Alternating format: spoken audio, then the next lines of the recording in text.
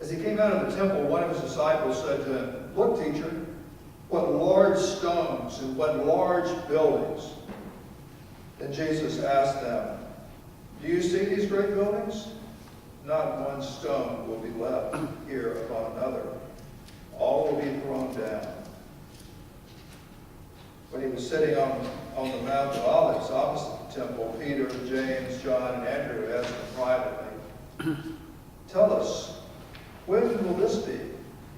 And what will be the sign that all these things are about to be accomplished?" Then Jesus began to say to them, "Beware that no one leads you astray. Many will come in my name and say, 'I am he,' and they will lead many astray. When you hear wars and rumors of wars, do not be alarmed. For this must take place, but the end is still to come. For nation will rise against nation, kingdom against kingdom. There will be earthquakes in various places. There will be famines. This is but the beginning of the birth pangs."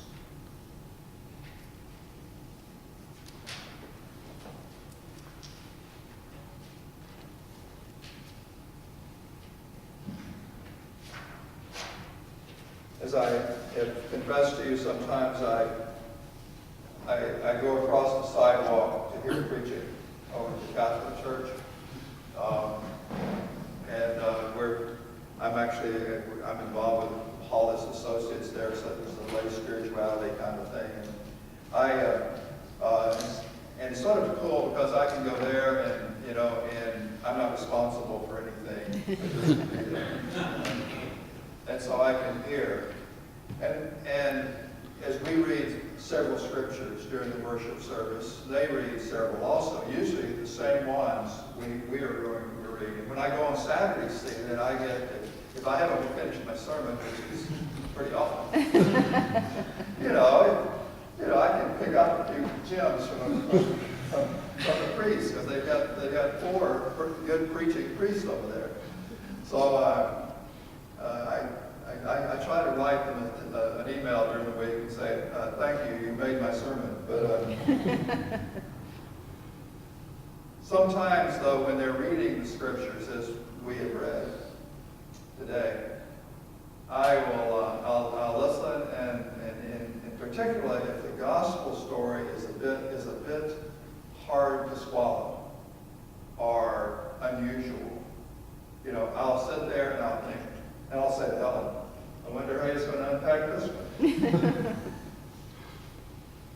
And most of the time, they don't preach on that one. They preach on one of the others. I was telling Father Benning, who's a good friend of mine, I actually went to Mass on Friday and this meeting on Friday night, and we were eating dinner, and I told him what I was wondering how Father Stu was going to unpack this rather difficult scripture that he read. And he said, yeah, sometimes we just preach on the Psalms,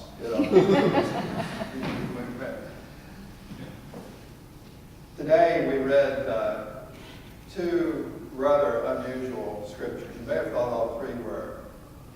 But the book of Daniel, the story of Daniel, in Daniel, talked about great crisis coming and sort of some scary kinds of things happening, And then in the gospel, which I just read, it was nations will turn against nations and kingdoms against kingdoms, and there will be earthquakes in various places, and there will be famines. This is but the beginning of the birth pangs. Now, Wednesday, when David and I were looking at the scriptures and wondering and thinking about what we're going to do, maybe we made a decision the week before because you had the music pretty well ready. David was sort of saying, maybe you ought to go with one of these other passages, And I just thought I would just go ahead and talk about this a little bit. Talk about these kinds of scriptures. These kinds of scriptures that predict something that's coming that doesn't necessarily sound too good. You know, in fact, sometimes it sounds a little scary. You know, I don't know if, I wonder how you relate to these kinds of scriptures. Now I want to throw out a few words, some little theological words here, so you know in seminary one time. One of the words is eschatology. Anyone have just off the top of your head, a definition of eschatology? Study of the end times. End times, that's right. Yeah, ology always means study of, biology, sociology. Eschatology is the study of the end times, but it's also related to that is the study of death and what happens after death. When we use the term in Christian theology, that's what eschatology has to do with how are things going to end? What are they going to be like? Then there's then another word that is parousia. And you know that word? Say it. Say it again. Parousia. Parousia. Parousia. Parousia, it's a Greek word, yeah, and it means the coming again. So there are places in the New Testament where there's this emphasis, on this statements that Jesus says, when I come again, I will come again. In first chapter 2 of Acts, Jesus came and it talks about Jesus appearing to the disciples and then him going away in this really mysterious kind of way where he rises up into the sky and says that just like he left, he'll come again. And immediately the disciples and they said, when's it going to happen? When? And how will we know? And how will we know when it's going to happen? Same kind of questions that Peter and Andrew and James and John were asking Jesus after he made the predictions about these dire predictions about Jerusalem. Our minds tend to go that way, don't they? When we're given a little bit of something, a little bit of almost inside information, our minds, we want to know when and why, particularly if it has to do with anything that either is going to be really good or really bad. We want to know when it's going to happen. Are we there yet? How do we know when we get there? My kids, before they were able to, they didn't have much of a concept of time, I always ask that as we were driving. Are we there yet? And particularly we're going, anywhere in the car for more than 15 minutes. And I would try to figure out a way to tell them, no, we're not there yet. It's going to, because 30 minutes didn't mean anything to them. I'd say, it's going, it may be one Sesame Street episode, that long, or one Reading Rainbow, So Jesus, when Jesus makes these predictions, and when you hear these kinds of predictions, what do you think and how do you feel? You can read that here. You never think about it, do you? Anybody think about these kinds in the Bible? Have you ever? If you don't now, did you at one time? Not yes if you have. and when you, the type of literature that this is, and I'll give you one more big word, it's apocalyptic. Apocalyptic. Apocalyptic is a kind of literature that is sprinkled a few places in the Bible. And the book is that's most known for its apocalyptic, because it's most apocalyptic is the book of Revelation. But in the Old Testament, there's the book of Daniel, Ezekiel. It's sprinkled in Isaiah a little bit. It's sprinkled some, and what these passages, these passages in these books are describing. They're describing what a lot of people thought would say. They're describing the eschaton, the end time. The end time. What's it going to be like? Now, before Christ, there was thought that there would be a day of the Lord. That was sort of a technical term, the day of the Lord. And so, in hard times, there would be these apocalyptic words that came from various writers or various preachers and prophets, and they would predict that even though things are really bad, there's going to be a day of the Lord. There's going to be a day when God comes and makes everything better. And this was part of Jesus' heritage.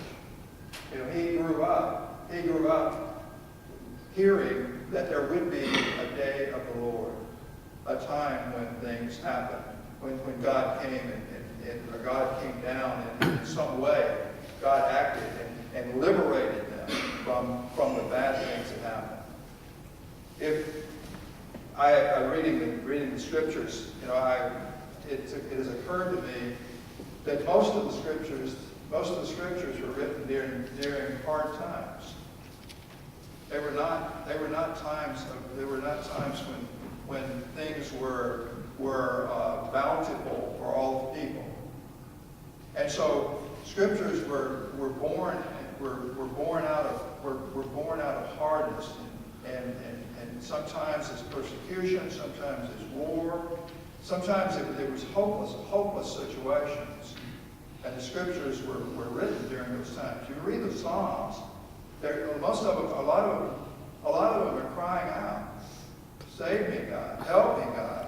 Why have you forsaken me? Where are you, God?" And then the others are, "Thank you, God, for saving me. Thank you that you were there." And then some of them are just, "God, we know that you're glorious and you're wonderful." But a lot of the scriptures are written in these hard times.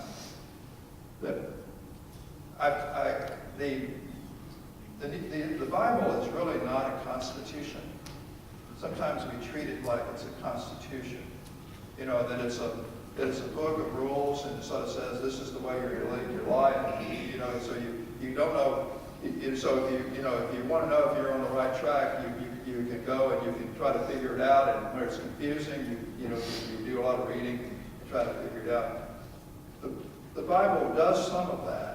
It does give us direction for our lives, but a lot of it is the Bible is more like a library. It's like a library that has a number of different kinds of books in it.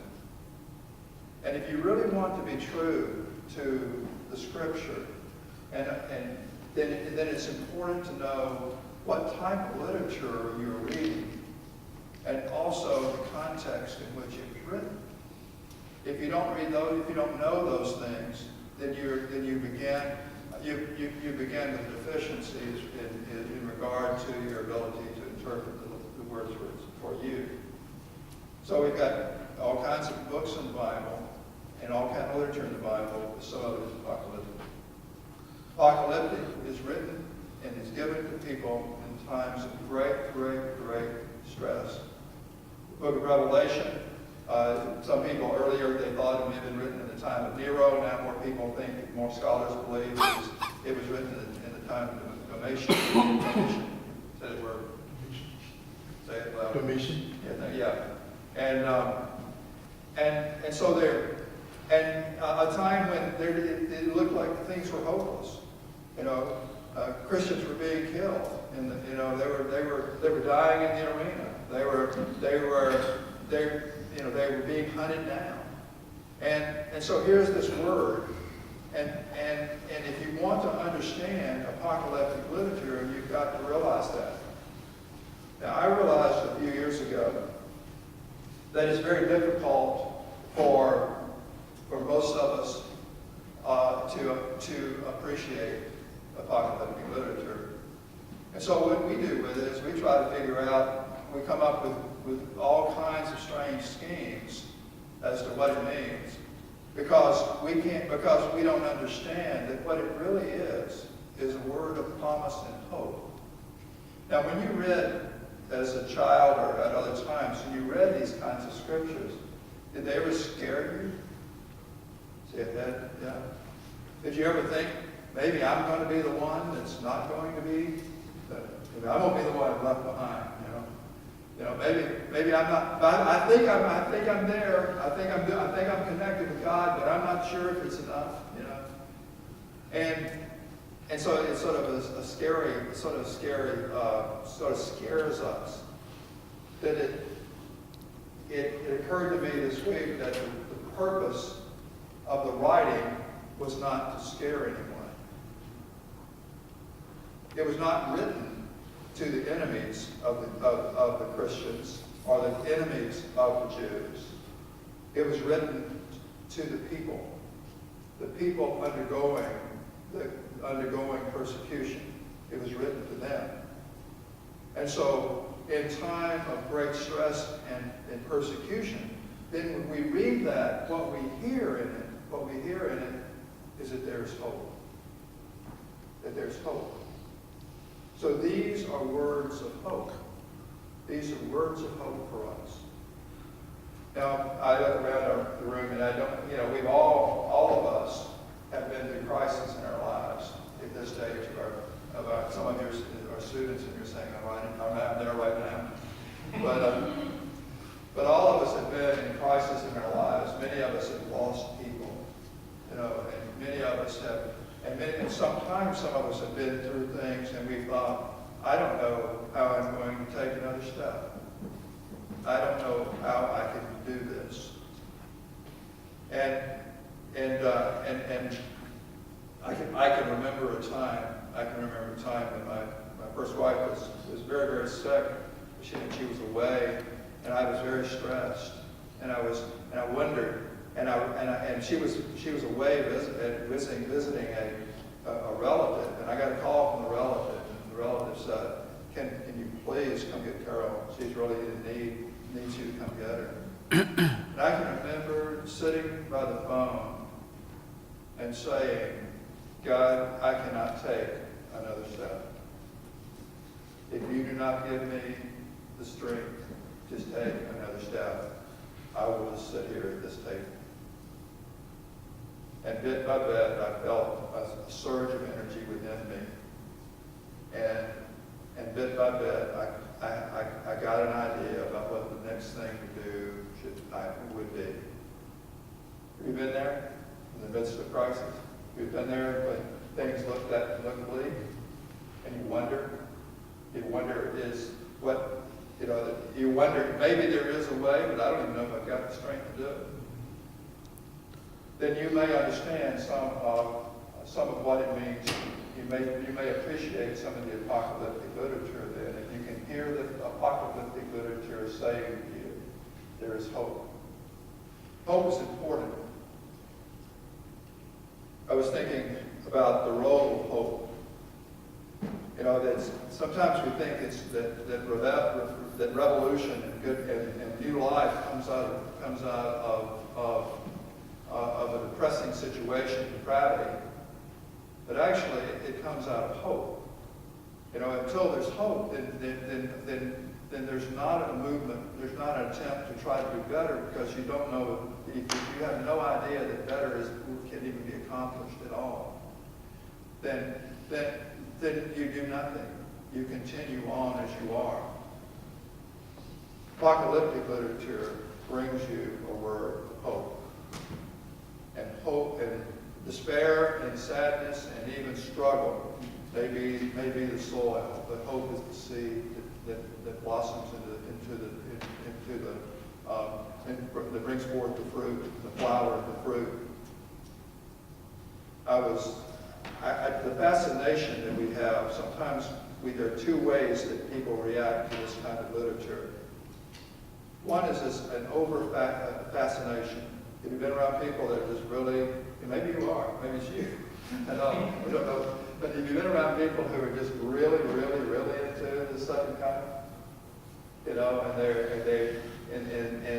and they've got a plan all mapped out, And have you been in a situation, some of you are old enough that I know you have, where it was, and it was already predicted that the second coming was going to be at a certain day, the world was going to end.